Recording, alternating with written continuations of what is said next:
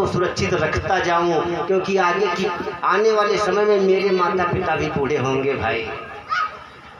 तो सारे एक कमरे में सारे बर्तन जमा करता है। एक दिन वकील साहब की नज़र उस कमरे में पड़ी जिस कमरे में बर्तन है, जिस कमरे में बर्तन जमा है। कहने लगे अपनी देवी से, आए देवी मिट्टी के बर्तन तुमने यहाँ क्यों जमा किए? तो क्या बोली, अरे मैंने नहीं, तुम्हारे बेटा ने जमा किया है। बेटे से पूछा गया, बेटा कहने लगा पापा एक बात ये बताओ, जब आप लोग बूढ़े होंगे तो हमें खरीदना पड़ेगा, क्यों ना अपने पैसे को मैं बचाऊं, इसलिए मैं आप लोगों के लिए ये बर्तन जमा करता हूँ। तो अवश्य में भोक्तव्यम तत्कर्मं शुभम, टीका लगा रहे हैं, फल जरूर मिलेगा भाई। तो आओ थोड़ी सी चर्चा है। जिस समय चौपाई को ध्यान रखना, कर्म प्रधान विश्व रचि राखा, जो जस करे सो तस फल चाखा। जिस समय भगवान राम अपनी सारी प्रजा को लेकर के कहाँ चलने लगे, साकेत धाम। साकेत धाम को चलने लगे, भगवान ने आदेश दिया, सारे नगर के पशु पक्षी जीव जंतु पेड़ पौधे सब आने लगे। और भगवान के पास विमान है, उसकी खासियत है चाहे जितने लोग बैठ जाएं एक सीट खाली रहेगी भाई, एक सीट हमेशा खाली रहेगी। विमान चलने वाला है बहनों, विमान भगवान का चलने वाला है साकेत धाम को। इसी बीच में क्या होता है बहनों भाई, इसी बीच में कौन आता है? वही धोबी आता है जिसके कहने पर भगवान ने सीता को वनवास दिया था। तो जैसे धोबी आया सभी उस विमान से उतरने लगे भाई, विमान से सभी उतरने लगे। भगवान ने कहा क्यों? अपनी प्रजा को रोका रथ पर, प्रजा कुछ नहीं बोली, भगवान के आदेश पर फिर बैठ गई। भगवान समझ गए, यानी कि भगवान के कहने का मतलब प्रजा की निगाहों में धोबी निंदनीय है, लेकिन भगवान की निगाहों में धोबी निंदनीय नहीं है। धोबी को अपना पीताम्बर पकड़ाया, अपने पास बैठाया, विमान चलने लगा बहनों। भगवान का विमान चला साकेत धाम को, साकेत धाम का दरवाजा खुल गया, सभी घुस गए। लेकिन जैसे धोबी घुसने लगा दरवाजा बंद, क्योंकि साकेत धाम भी सोचता है कि धोबी कितना निंदनीय है, मेरे धाम में कहीं न ये आ जाए।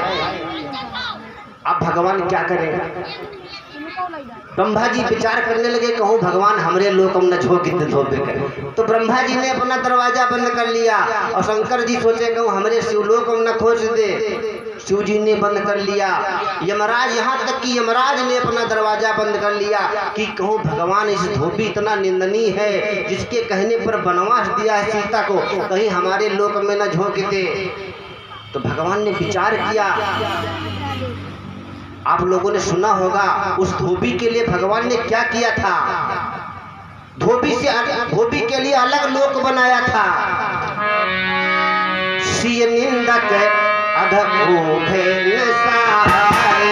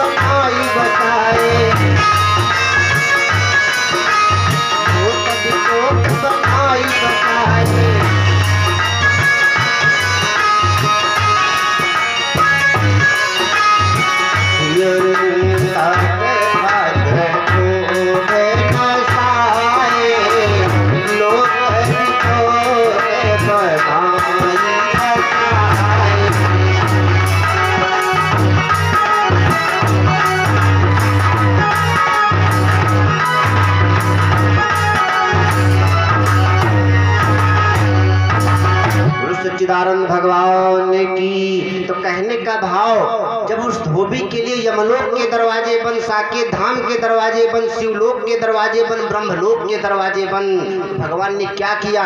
वो भगवान की निगाहों में धोबी निंदनीय नहीं है, अलग से लोक बनाया उसके लिए। सिय निंदक अघ नसाए, लोक विशोक बनाई बसाए, अलग से लोक बनाया, उसको बसाया।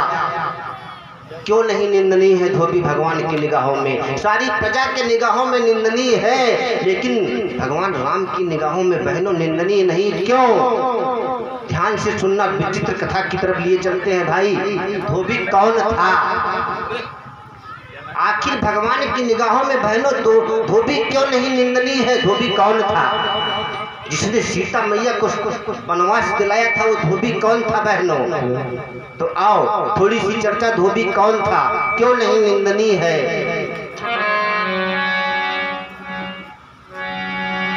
आप लोगों ने सुना होगा,